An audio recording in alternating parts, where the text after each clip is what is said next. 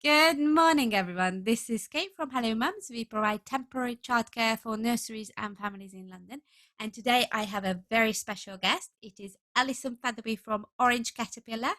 Alison is an early years specialist, and today we will be talking about nurseries, nursery fees, what you can do, what you can't do. Good morning, Alison. How are you? I'm very well, Kate. Thank you for inviting me. It's a pleasure.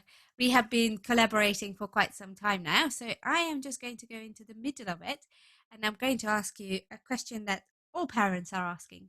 Hmm. Why are the different fees? Why is my nursery charging this amount of fee and then that amount of fee?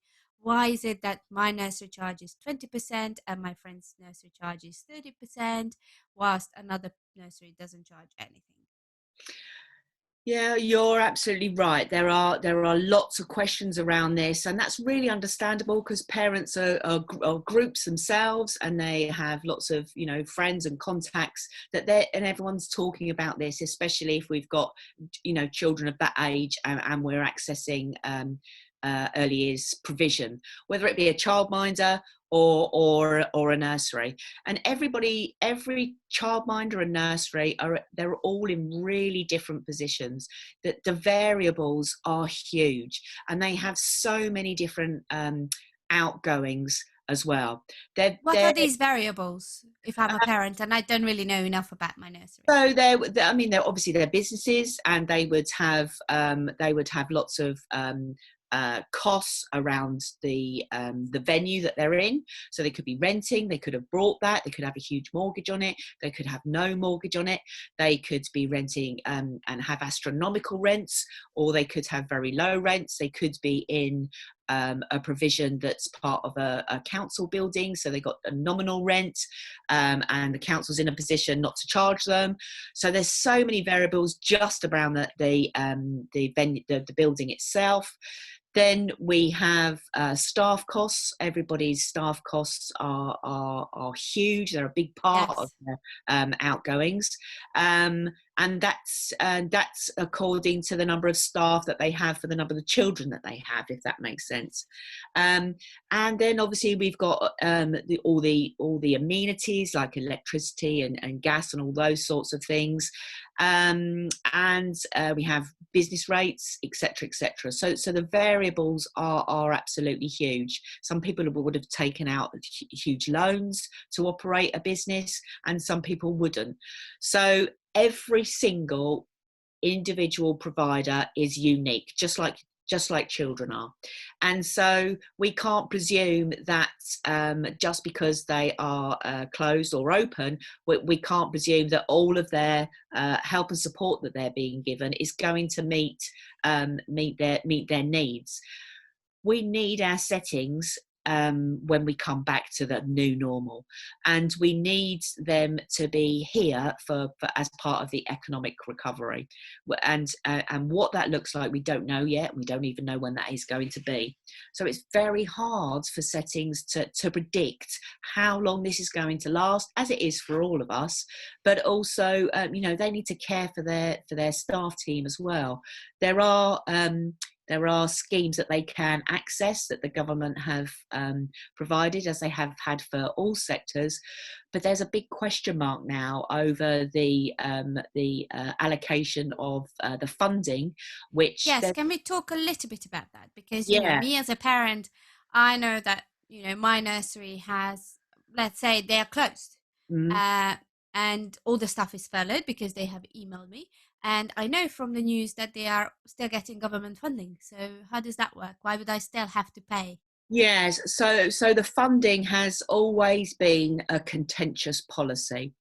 Um, for a very long time, I think about must be 20 years, 20 or so, over 20 years, there has been provision for our preschoolers, so those ones in that year group before they go to school. There's always been provision for the government, if you like, so public money, to pay a part of the fees. And this was set up to help and support all parents, but also to do what was called and it is called close the gap or narrow the gap, and that's for those less advantaged children that maybe weren't accessing early years provision, because we know that early years provision, if children access that, it really helps them with their personal social, and we need that in order to be to go to school. So it's a We big are part talking of about the free childcare, aren't we? yes, yes. The But so-called free childcare, which we should state now a few it's things about funding. it. It is 15 hours for 38 Yeah, weeks, not it is 52 now. weeks. No. So over a period of time, the government have adjusted that policy. So what we have now is a policy where all 3 and 4 year olds who qualify, all 3 and 4 year olds, the term after they're three, are entitled to 15 hours of funding. So that could be 15 hours in a week if the setting is term time only, or it will be 11 hours or a percentage if the setting is open All 50 year round. a year. Yes. Then we had a policy around 2 year olds. So these 2 year olds called 2 year old, and is called 2 year old funding, again for 15 hours, and that's for 2 year olds who qualify. And the Okay. aim is those less advantaged 2 year olds will be able to come in and take advantage of an early years provision.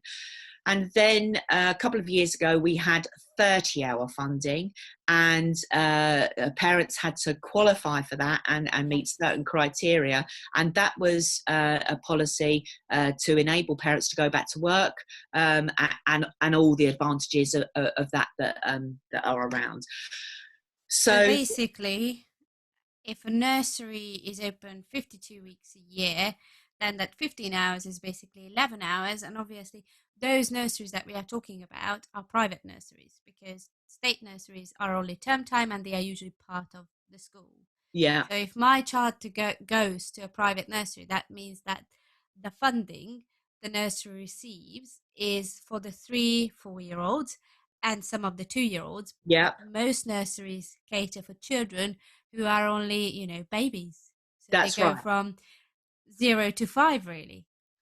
That's right. So the government give the local authorities or the borough this money, and the local authority or the borough top slice and take off a little percentage, and they give the provider some a variable amount per hour. Yes. So it could be anything between £4 and £5 an hour. So Which doesn't cover the no, costs all across the at all. country, people are being given that certain amount, and they have restrictions on that too.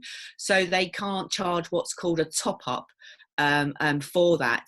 And there are flexibilities so that providers can charge for, if there was some outside help and support coming via yoga or an exercise person coming in, Yes. uh, and they can allocate their hours, so they can be 11, 12, 1, 2, so they can be between 11 and 2, they can be between Okay. 7 and 10, and they can be in the afternoon between 3 and 6. So that leaves that bit in the middle that's parent paid hours, if you like. Does that make sense? Yes. It does. Everybody's bill is different, because the amount of funding, if you were just a nursery, just taking the funding, there is absolutely no way it would cover any of your costs. It certainly wouldn't provide a high quality staff team. It certainly wouldn't provide a safe and secure environment, and it certainly wouldn't cover all your other costs associated with providing a setting. And I presume if we wanted to put it in numbers, let's say we have a nursery with 100 children and only 30 of them receive the funding, then there are 70 children whose behalf there is no funding received, obviously. And let's say I don't even have a rent. Let's say I own my premises. I Mm-hmm. still have to pay my utility bills. I still have to keep on with my staff. And even if they are furloughed, there is still that top up. Do I top up? Do I not top up? And there are Oh, quite a lot of other things as well that makes it quite difficult for nurseries to carry on. Yeah. And I presume that's why different nurseries have different fees. They will have different business models, and that's why they have different fees, absolutely. And for a very long time, there, you are not in early years to make a huge amount of money. You're really not. You are in early years to make a difference to families and to children. And we have providers that have large numbers of settings, which is really good, because that means that you're buying into a format, if you like, of those teams can get together much more easily, and they can benefit from training, etc. So whatever provider you choose, whether it be a small one or a really large one, they have still got variable incomings and outgoings. Okay, and if I talk about, or let's talk a little bit about those parents who are prospective parents to a nursery. Mm-hmm. It's one thing that we have spoken about, those parents who already have children in the nursery, and there are variables that will determine the cost, how much they have to pay, and we can talk about that as well. That how much, what happens if I can't pay. But before going into that, what happens to those parents who are new parents and they let's say they're both working and they really would need their Mm. child to go to nursery, given that the social distancing is now in place, how will I as a parent choose the right nursery for my child if I can't go into the nursery? Yes. So many things to think about there. First of all, each nursery, the government have told us that we have to be fair and reasonable with the parents that we've got, and it will be sort of like, probably like a shared cost. The owner or the manager will be sharing the cost at this time with the parent and families. So whatever percentage that they've been asked to pay, it must be fair and reasonable, and and Yes.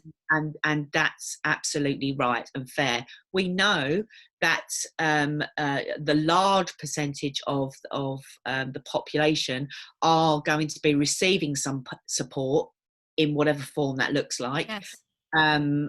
So we all have to consider each other, and because parents have got businesses as well, and some businesses will be getting support and some people businesses won't be.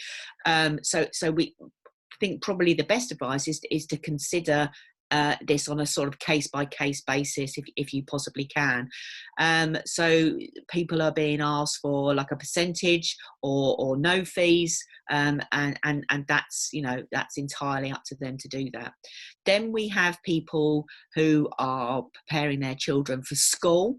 So this is really unfortunate, because there is a period of weeks where when we're in the earlier setting, we're really getting our children ready for school. We're making them Yes.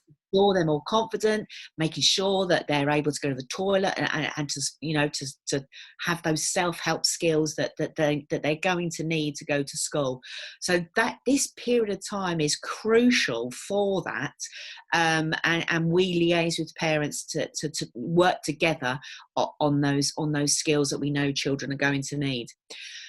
So we can presume then that those children are the ones, they would have been told what school they're going to. Yeah, last week. Exactly. So we, but we don't know those individual schools and what their process will be like for welcoming those children. If I was a head teacher and I had 180 children already in my school, and I thought to myself, okay, so they haven't been in school for X number of weeks or months, let's bring them back in first and make sure they're all settled, because it is going to be a really tricky time. Let's Yes. probably not welcome those 90 children who haven't been in an earlier setting, who have just been at home, and let's wait for a period of time until we welcome those into our school as well, because those children really need to come into a school that's settled as well, because it's the beginning of their school career, and it Yes. needs to be a really supportive time. But we don't know what that's going to look like yet. I am suggesting to providers that they liaise with those schools and that they find out what's happening locally, because it may be that those providers could welcome those children back in for a short period of time and help to resettle them so that those children feel really confident in able to transition to their next school. But would you say that was good because they will have to start in a school anyway? Then why would you take them back to the nursery that It they're going to leave? is a parent's decision, and parents know their children best, and, Yes, and they if they're and if they will have relationships with those key people in those settings, and they must decide and are able to decide when their child goes to school. So a child doesn't have to yes, legally go to school until they're 5, and for most children that would be at some point in this forthcoming school year.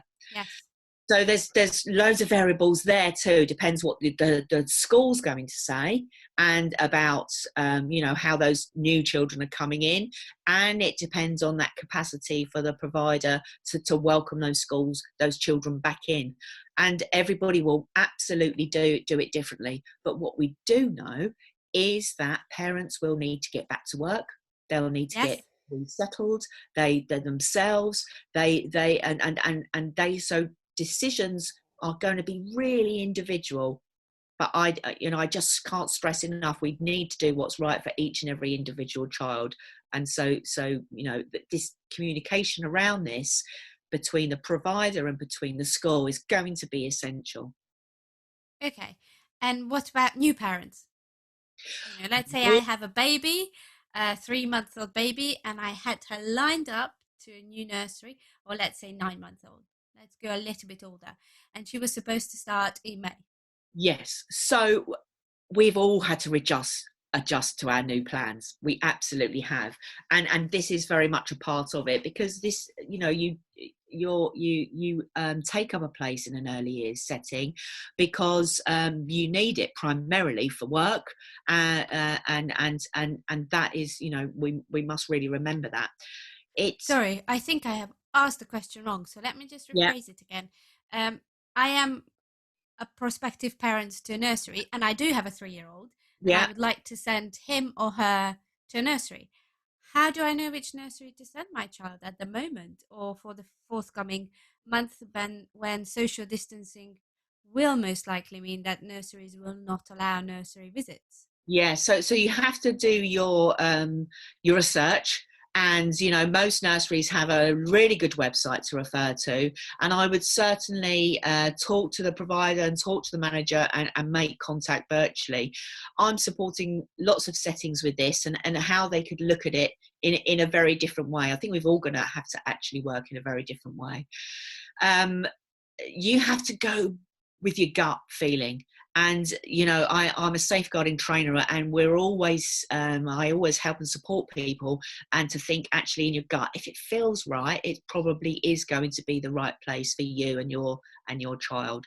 It is uh, just very difficult to decide on the basis of, just looking at a website because you don't quite get a feel for it, do you? no, you don't. And I think that providers are going to have to think very creatively about how to communicate their ethos and their values with parents.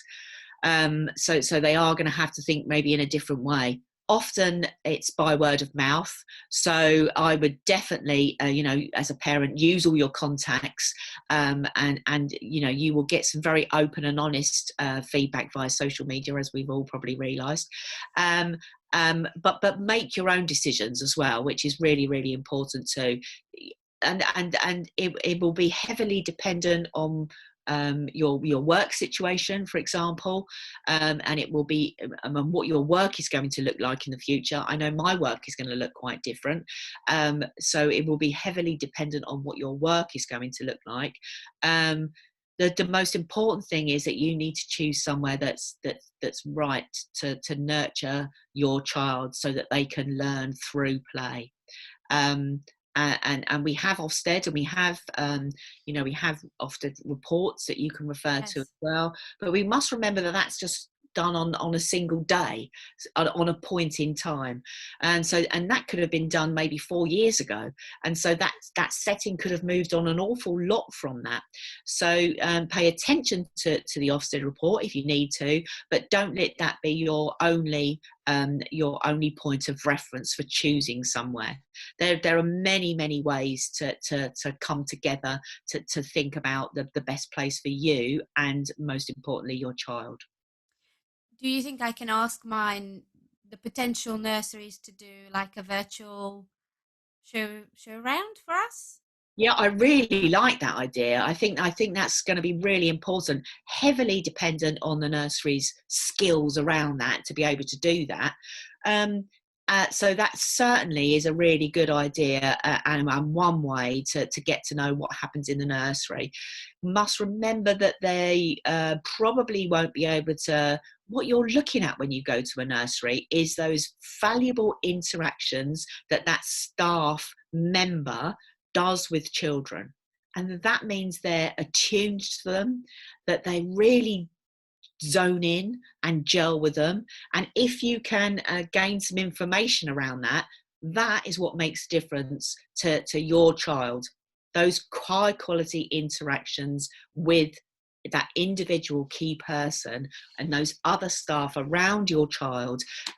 So that is absolutely what you look for. And if those interactions feel love, they feel real, they feel that those people are connected to your children, that is a setting that you choose.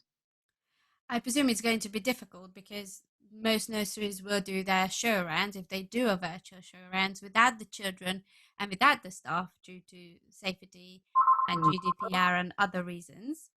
From 012 Wait a sec.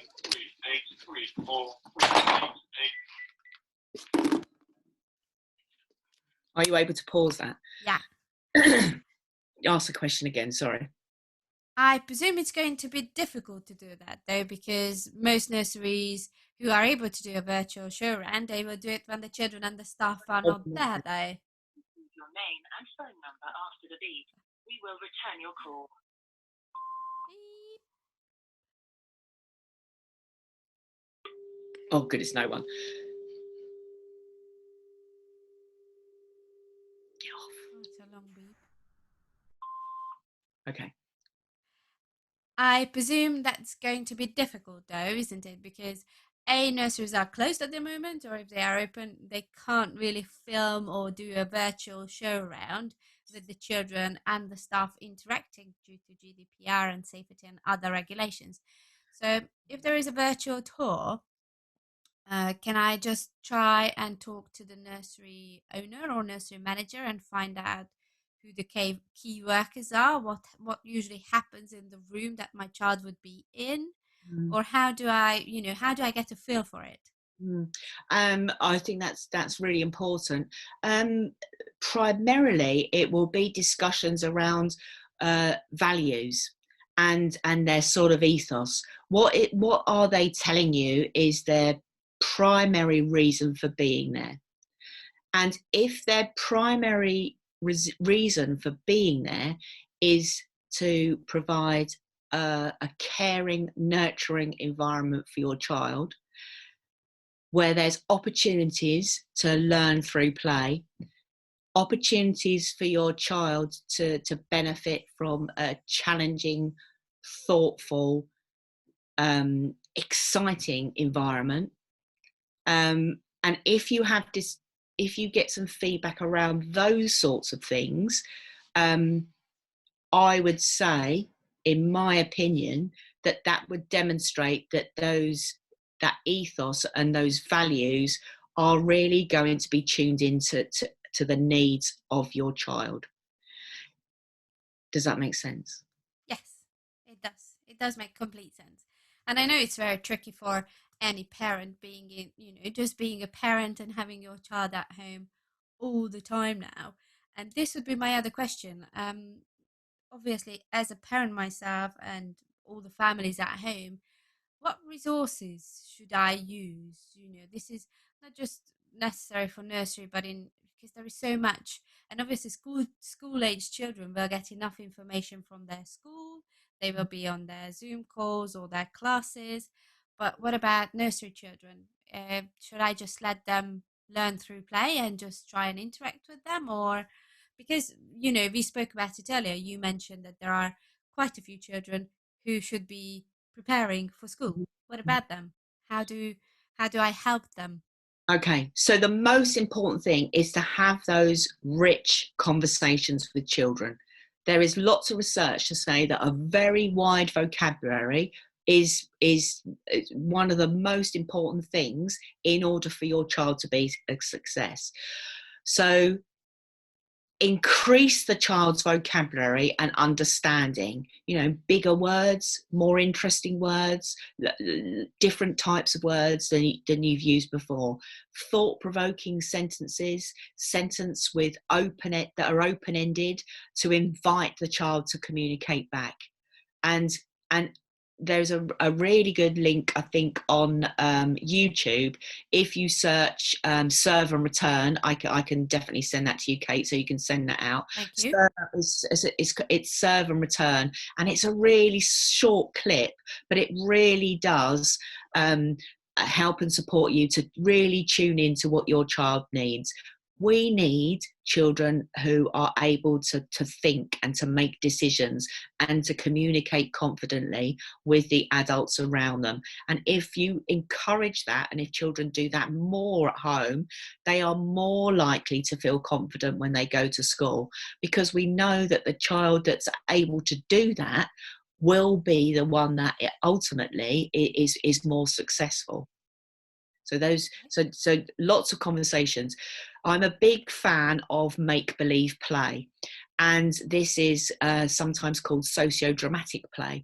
So think back to what it was like when you were a child, and when you were, what's called in the zone. So when were you really working through a play situation? So, for example, I can remember being a child and coming downstairs and thinking, right, okay, today I'm going to play schools.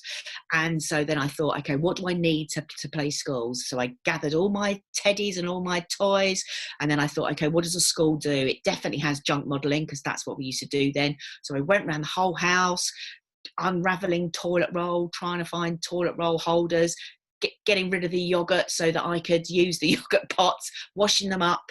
Then I thought, okay, definitely need a register. So I had to make a register, to find a ruler, I had to find a sharp pencil, I had to all of those things. I made a book. It wasn't straight, so I ripped that up and I did another one. Then I did straighter lines.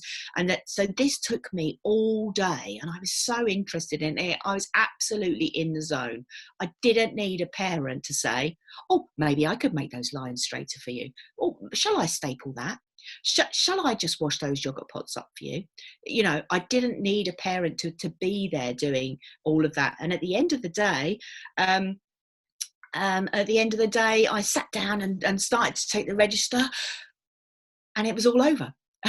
and so for the whole of that day, I was really in the zone. But if I'd have come down in the morning and my mum had said, you're going to play schools today, here's all your teddies, here's all your dolls, made you a register, I've washed you up the yogurt pots, I honestly believe that I would have spent probably 20 minutes taking the register, and then that would have been it.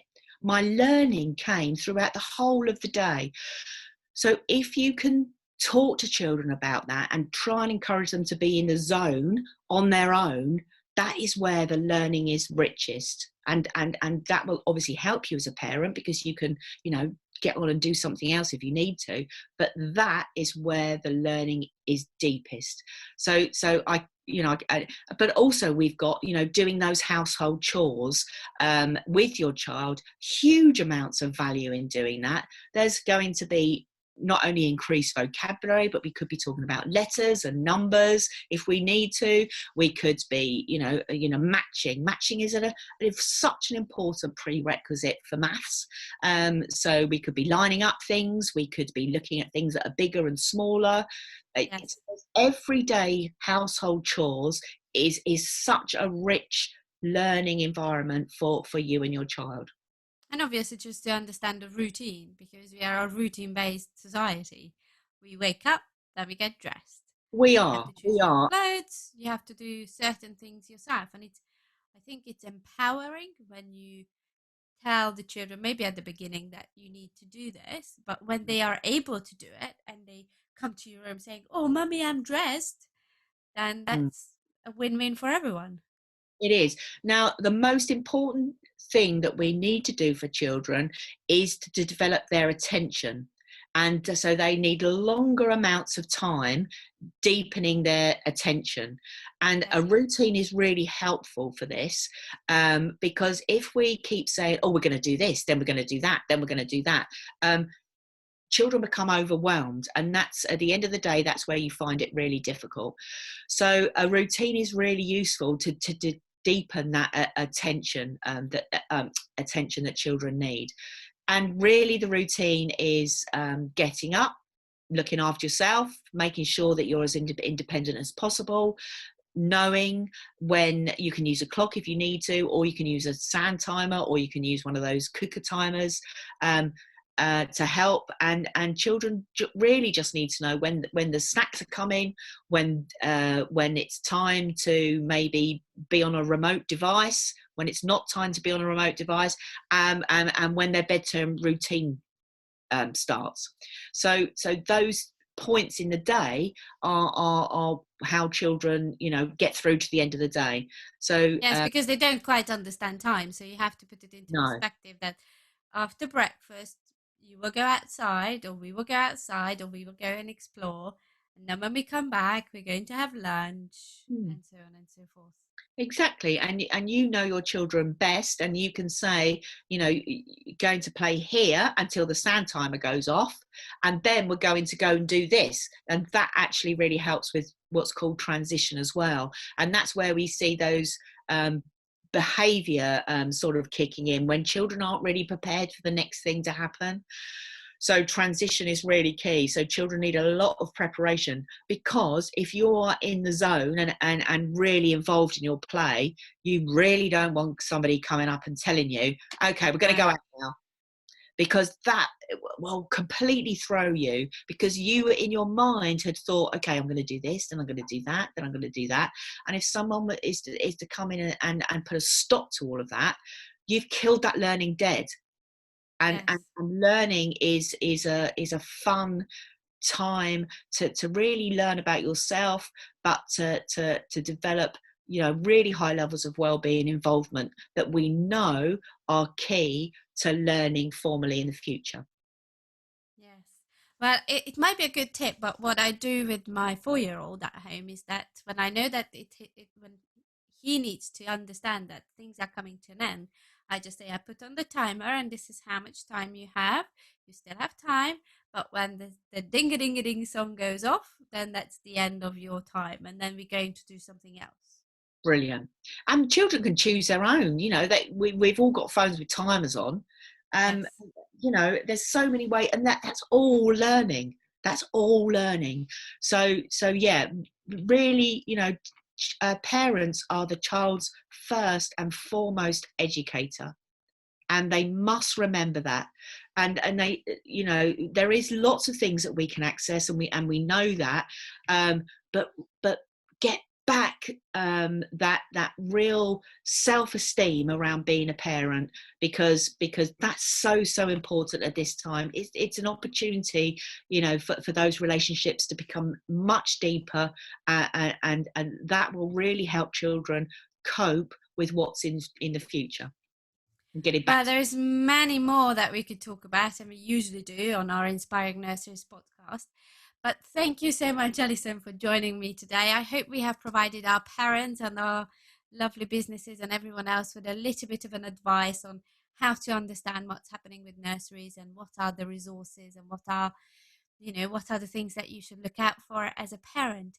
But most importantly, try not to stress out, because children feel it when you're too stressed. And I know it is very difficult at the moment, but just try and spend as much time with them as you can, and let them be independent at the same time. Definitely. Thank you so much, Alison.